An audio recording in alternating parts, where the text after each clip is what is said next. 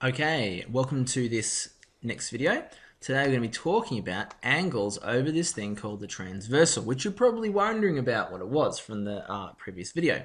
So still, you'll want to be able to solve simple numerical problems involving angles formed by a transversal crossing two parallel lines and also name the angles formed by that transversal. Now, you'll be able to, at the end of this, to be able to name the different angles formed by a parallel transversal and apply geometric reasoning to angles about a parallel transversal. Okay, so you're probably thinking, a parallel transversal? So, transversals are things, if we have a line and I get another line, I've got two lines, okay? Now, if I do something really crazy and draw another line that goes over those two lines, this thing here is called a transversal.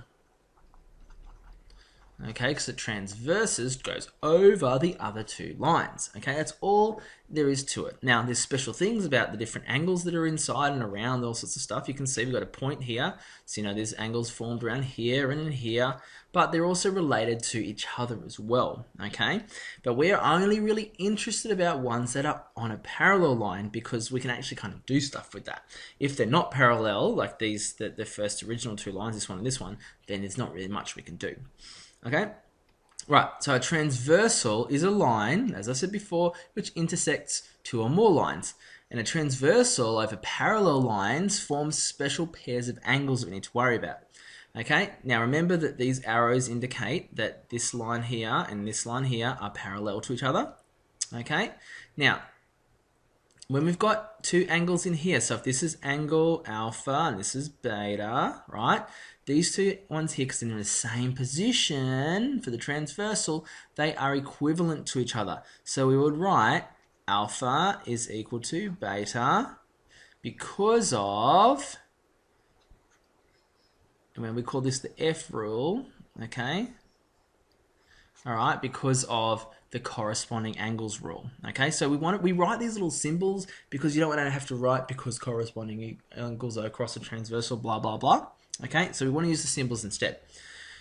All right, next one are alternate angles. So these are on either side of the transversal from each other. So one's over here, one's over here. Now let's call this one gamma and this one delta. Okay, and they're equivalent as well. So we write gamma is equal to delta because of the Z rule, okay, which is the alternate angles rule.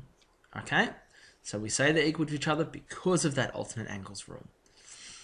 All right, here's another one, co-interior angles. So they are in the interior, inside, co-together, so add up to 180 degrees. We'll call this one theta, and we'll call this one phi, and they're equal to 180 degrees. So we say theta plus phi is equal to 180 degrees because of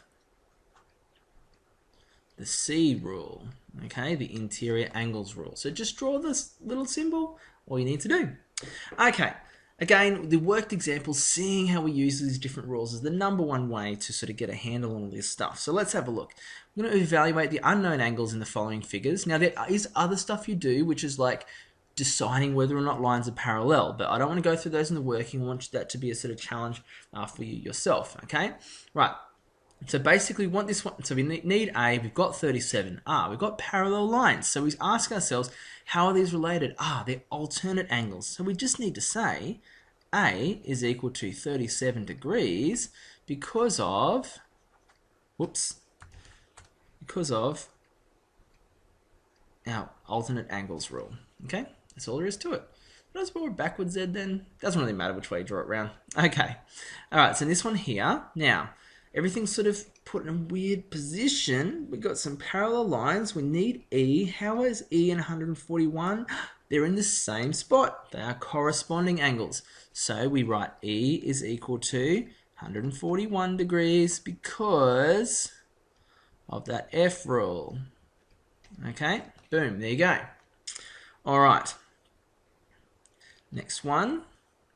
Okay, so now these two angles are together inside, so that means they equal 180. So J plus 108 degrees is equal to 180 degrees because of co-interior angles rule. Therefore, we subtract 108 from both sides and we get J equaling 72 degrees. Okay? Right, this one here, so we've got, now we've got two angles to worry about. There's lots of stuff we can do here. So now you need to bring in sometimes your ideas that you already know about angles about a point and not just angles about on the transversal. So the first thing you say is, right, what information can I find out? Well, I know 146 degrees. How are any of these two angles related? Well, A is directly opposite it across this vertex here. So we say A is equal to 146 degrees because of our vertically opposite angles rule from the last video. Okay? So now we know A and B are related to each other because they're both inside together, which means B plus 146 degrees is equal to 180 degrees because of our co-interior angles rule. Therefore, we subtract 146 from both sides and we get B being equal to 34 degrees. Okay, all done. So you just sort of systematically go through, and as you get more practice with this, become more experienced, and you will grow a bit of an intuition as to which way should I go about it. Okay, there's heaps of ways. There were probably about 5 or 6 different ways I could have done that problem just before, but one's probably going to be quicker and less prone to error than the others. Okay, and that comes with experience. All right, this one here, another one where there's heaps of ways I could go with this. Okay, right. So the first one I'm going to do is I'm going to worry about A. Okay, so I'm going to say that A is equal to 62 degrees because they are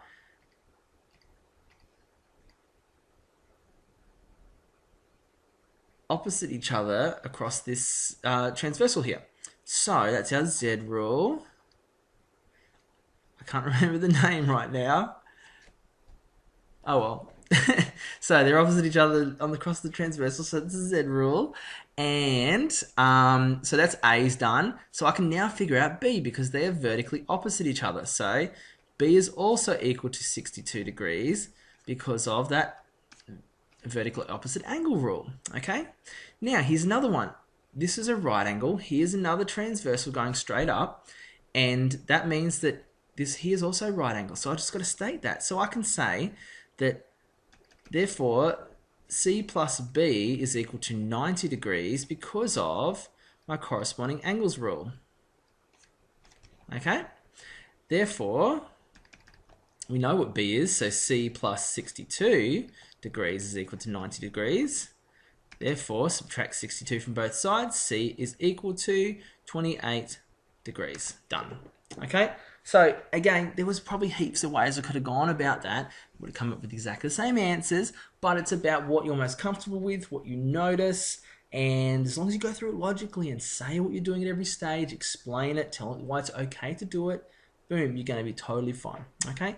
Thank you so much for watching this video, and please, these ones here is just about practice, practice, practice with these different angles ones. Okay? Just let me know if any of it's really not sitting with you so we can sort of catch up and talk through that at school, okay? Thank you so much for watching.